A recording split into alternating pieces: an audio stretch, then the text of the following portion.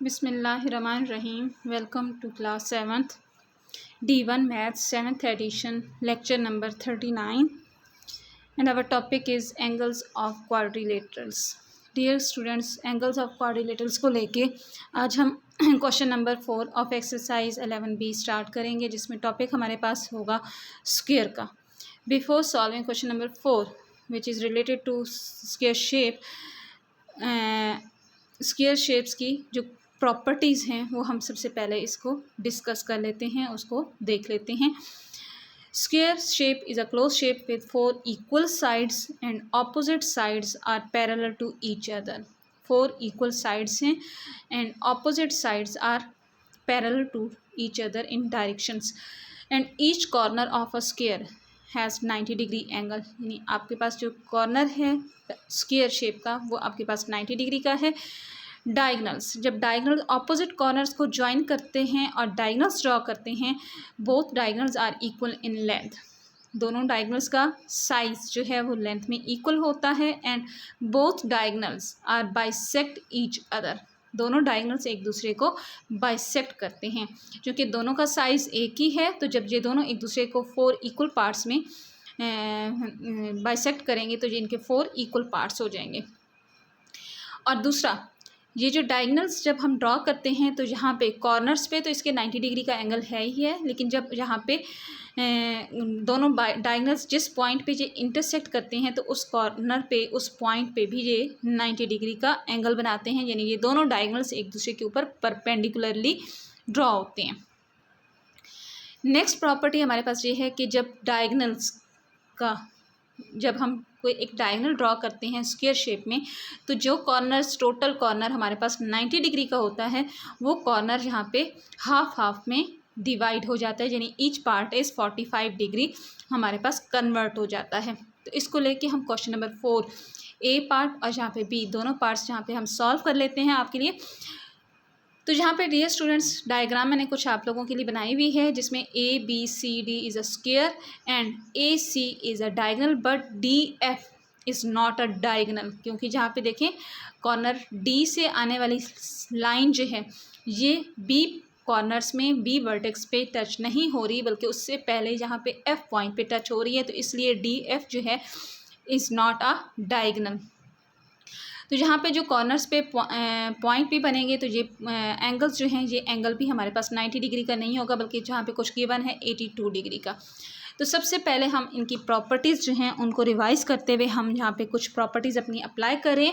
क्या है कि ए और सी, ए सी इज़ अ डायगनल. तो डायगनल आपको मैंने अभी बताया था कि जब ये डायगनल ड्रॉ होते हैं तो जो टोटल कॉर्नर 90 डिग्री का है ये हाफ में कन्वर्ट हो जाता है, मीन 45 डिग्री.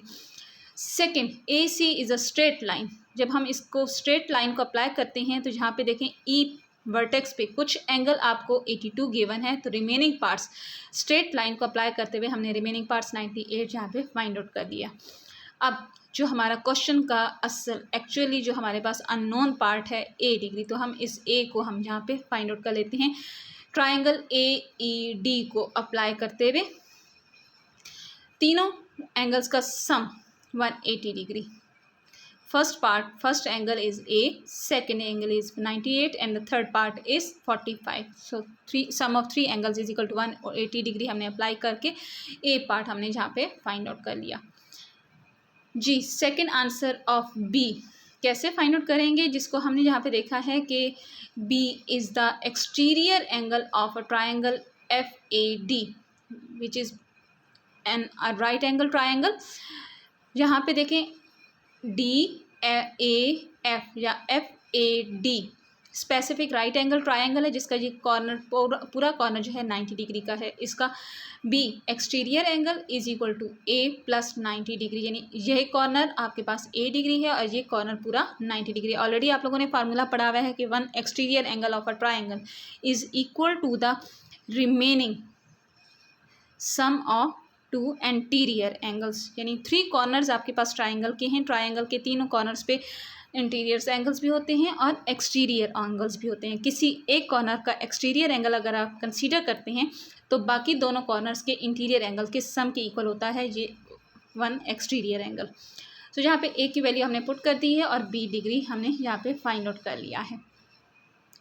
नेक्स्ट है G B part, second part. इसका सेकंड पार्ट में आपका यहाँ पे जो आपको स्क्वायर शेप के अंदर जो लाइंस आपको गिवन हो रही हैं, A C and B D is both are diagonals.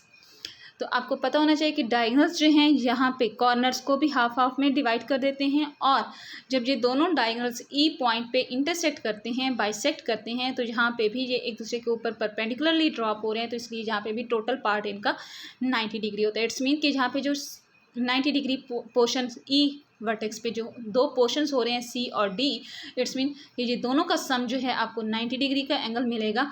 But इसके लिए आपको या तो सी की वैल्यू पता होनी चाहिए या फिर डी की, यानी ये दोनों आपका फ़िलहाल ये दोनों आपके पास अननोन्स हैं। तो ए सी डायगोनल को यूज़ करते हुए मैंने यहाँ पे एंगल जो है 45 हाफ हाफ इक्वल मार्क कर लिए हैं।